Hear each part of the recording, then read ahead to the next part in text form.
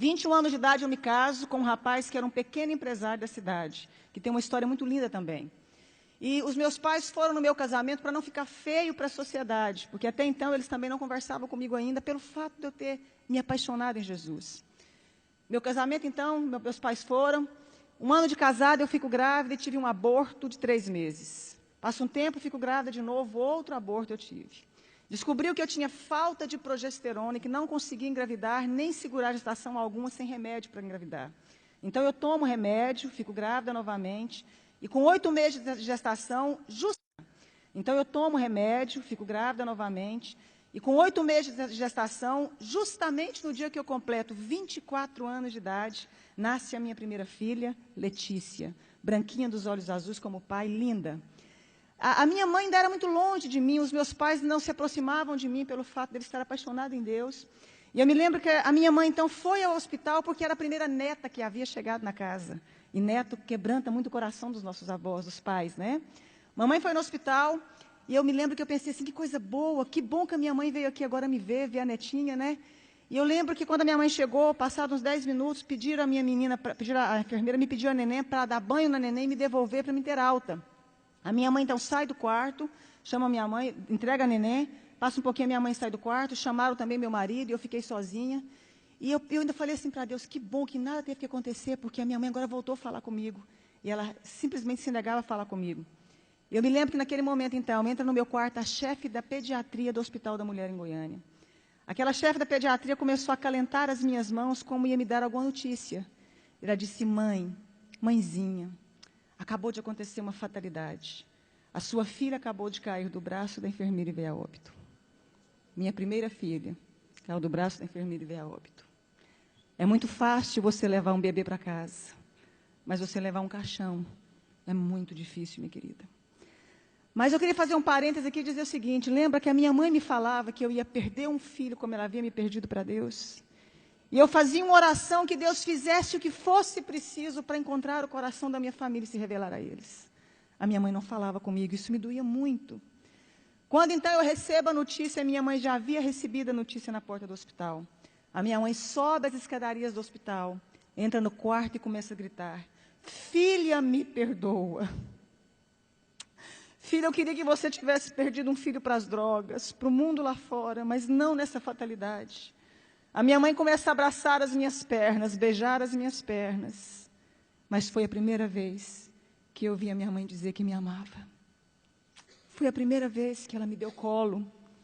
Foi a primeira vez que a minha mãe teve tempo de dizer que eu era especial e importante para ela. Foi a primeira vez que ela pôde ouvir porque eu havia escolhido caminhar com Jesus. E houve então ali um momento de restauração, de perdão entre eu e minha mãe.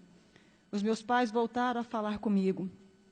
Eu mandei fazer um exame do corpo da minha filha porque eu já tinha tido alguns abortos. 30 dias depois chegou o laudo do exame. Eu descobri que a minha filha havia nascido sem cálcio e sem glicose. A Letícia jamais iria andar e teria convulsões simultâneas. E a minha médica fala para mim, adota um filho porque você não pode mais ser mãe. Mesmo com os remédios, sua filha veio com problema. E eu disse que eu acreditava num Deus capaz de mudar a nossa vida, a nossa história, a nossa sorte.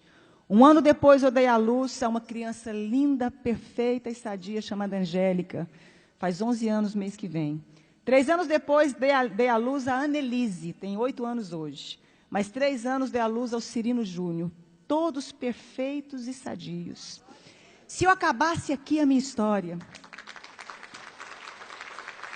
você já poderia dizer que esse Deus é maravilhoso.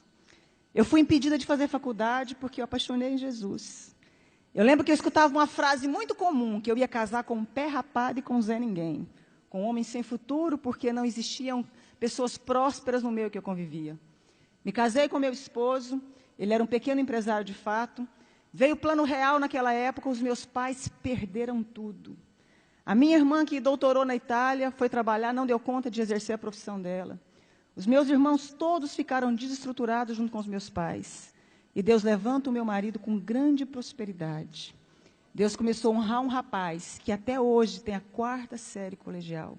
E é considerado o maior empresário no ramo de carro no estado de Goiás. Deus começou a honrar o meu esposo de uma forma sobrenatural. Eu que não tive como me formar, fazer o meu curso superior, comecei então a pedir a Deus que me ensinasse a mexer com o nosso ramo de atividade.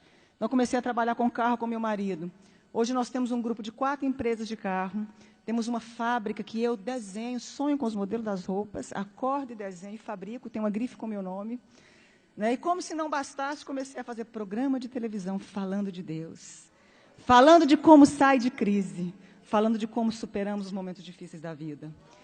E aí, autodidata ainda, Deus achou que não estava bom, me fez virar escritora. Tenho 35 livros escritos, 7 deles editados, né? E sou presidente também de uma ONG chamada Mulheres que Fazem a Diferença. Eu pude entender algo na minha vida, que quando a gente acha que a gente não é ninguém, e que não tem como mais resolver a nossa história, existe um Deus capaz de fazer um milagre na sua vida. Existe um Deus capaz de mudar toda a sua história. Para terminar, os meus pais, quando perderam tudo, vieram trabalhar para nós. Meu pai trabalhou como meu motorista há muito tempo.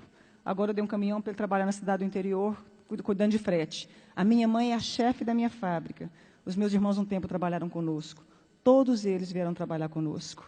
Deus, meu pai um dia chorando me disse, um dia eu te disse que Deus mudasse a sua história, mas eu não imaginava que eu fazia parte dela.